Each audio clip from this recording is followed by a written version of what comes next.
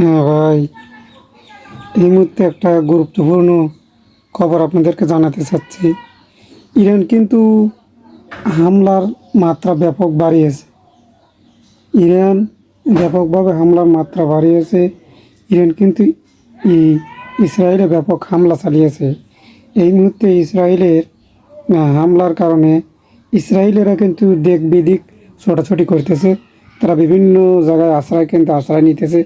ইরানের আয়রন ডোম ফাঁকি দিয়ে একের পর এক মিসাইল আঘাত আনতেছে ইসরায়েলের বুকে। ইসরায়েল কিন্তু এতে ব্রিটিশ সংঘর্ষ এবং বিভিন্ন রাডারেও কিন্তু আঘাত এনেছে ইসরায়েলের এই ক্ষেপণাস্ত্র। এই ইরান দুঃখিত, ইরানের এই ক্ষেপণাস্ত্র কিন্তু ইসরায়েলের বিভিন্ন রাডারে আঘাত এনেছে এবং ব্যাপক ক্ষতিগ্রস্ত হয়েছে। ইসরায়েল কিন্তু একেবারে নরকে পরিণত হয়ে যাচ্ছে এই ইরানের এই পাল্টা আঘাতে। আসলে আমরা প্রবাসীরা বেশিরভাগ এখনও অনিরাপদ আছি। যদিও অনিরাপদ, তারপরেও কিন্তু এখানকার সরকার আমাদেরকে নিরাপদে অন্য এক জায়গাতে আশ্রয় নিয়ে এসেছে, যেখানে একেবারে হামলার সংখ্যা নেই। এরকম একটা জায়গায় কিন্তু আমাদের প্রবাসীদেরকে কিছুদিনের জন্য অবস্থান করে রেখেছে ইরান ইরান ইরান ইসরায়েল আমেরিকার যুদ্ধের কারণে। কারণ দেখা যায় যে এই যুদ্ধে যদি সৌদি আরব, কাতার, যে রাষ্ট্রেই হোক, যদি কোনো প্রবাসী মারা যায়, তাহলে ওই রাষ্ট্রের সরকারকে বিভিন্ন দায়বদ্ধতা থাকে, তাদের বিভিন্নভাবে মানে করতে হয় যে তোমার দেশে আমার নাগরিক কেন মারা গেল, কেন তুমি সতর্ক করনি, কেন তুমি এটা করনি ওটা করনি। এই কারণেই কিন্তু আমাদের প্রবাসীদেরকে কিন্তু তারা নিরাপদ জায়গায় সরিয়ে দিয়েছে, যেখানে একেবারে হামলার সংখ্যা নাই বললেই চলে। তারপরেও একটা আতঙ্কে আছি, কারণ এখানে আমেরিকানের ঘাঁটি রয়েছে। এই ঘাঁটিগুলোতে কিন্তু ব্যাপক ধ্বংসযজ্ঞ চালিয়েছে। একেবারেই এই ঘাঁটিগুলোর কার্যক্রম নাই বললেই চলে। এই আমেরিকানের এই সেনাগুলো এখন তারা বিভিন্ন হোস্টেলে, বিভিন্ন জায়গায় অবস্থান নিয়েছে। মানে তারাও নিরাপদে সরে গেছে, কারণ তাদের হামলা চালানোর মতো এখন কোনো ক্ষমতা নেই। এরকম অবস্থায় রয়েছে। তো ইরানে যে ইরান যে ব্যাপক পরিমাণ হামলা চালাচ্ছে এই মুহূর্তে ইসরায়েলে, সেটা কিন্তু বিভিন্ন গণমাধ্যম এবং ভিডিও ফুটেজ দ্বারা প্রমাণিত হয়েছে।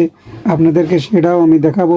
এমনকি আমেরিকানের ইসরায়েলের অর্থমন্ত্রী তিনি বলেছেন যে ইরানে আজকে রাত্রে ব্যাপক হামলা চালানো হবে।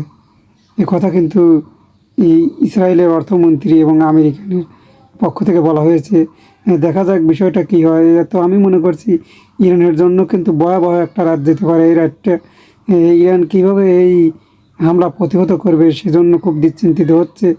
তো ইসরায়েলের যে একদম কোণঠাসা হয়ে পড়েছে, তাদের অবস্থা যে খুবই ভয়ানক, এটা কিন্তু আমরা প্রবাসীরা প্রমাণ করেছি এবং বিভিন্ন ভিডিও ফুটেজ দ্বারা আমাদের প্রবাসীরাও কিন্তু বিভিন্ন ভিডিও, এই হামলার ভিডিও ক্যামেরা দ্বারা বন্দি করতেছে। এ দ্বারাই আমার কাছেও, আমি নিজেও ভিডিও করেছি এই ইরানের হামলা আমেরিকানের মার্কিন ঘাঁটিতে যখন পড়ে, এগুলো কিন্তু ব্যাপক ভাইরাল হয়েছে।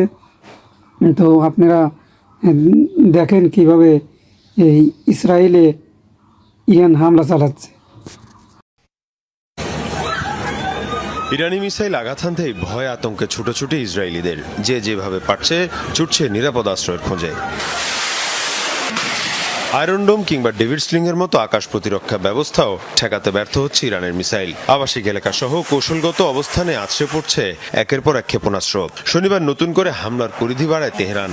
নতুন ধরনের মিসাইল দিয়ে চালানো হয় হামলা। ধারণা করা হচ্ছে এখন পর্যন্ত 200-র বেশি মিসাইল ছোড়া হয়েছে। বাংকারে স্থান সংকুলন না হয় বিভিন্ন স্থাপনার আন্ডারগ্রাউন্ডে আশ্রয় নিচ্ছে ইসরায়েলিরা। প্রাণ বাঁচানোর তাগিদে সেখানে অবস্থান করতে বাধ্য হচ্ছে তারা। এদিকে শুক্রবারের ব্যাপক ক্ষয়ক্ষতির পর শনিবারও বিস্ফোরণ হয়েছে জেরুজালেমে। এর পাশাপাশি তেল আবিব এবং হাইফাতেও আঘাত হানে মিসাইল। শুধু ইসরায়েলি নয়, আরব দেশগুলো থাকা মার্কিন ঘাঁটি লক্ষ্য করেও হামলা জোরদার করেছে ইরান। আরব দেশগুলোর মধ্যে সবচেয়ে বড় হামলা হয়েছে ইরাকে। টার্গেট করা হয় একাধিক তেল ক্ষেত্র। বসরায় যুক্তরাষ্ট্র সহ বিভিন্ন বিদেশি তেল কোম্পানির কর্মীদের আবাসিক স্থাপনা লক্ষ্য করে হামলা হয়। ধ্বংস করা হয়েছে সংযুক্ত আরব আমিরাত ও জর্ডানে থার্ড রাডার। কাতারের মার্কিন ঘাঁটিতে থাকা FS-132 রাডার ক্ষতিগ্রস্ত হয়েছে ইরানের হামলায়। মীর মুশফিকা হাসান, যমুনা নিউজ।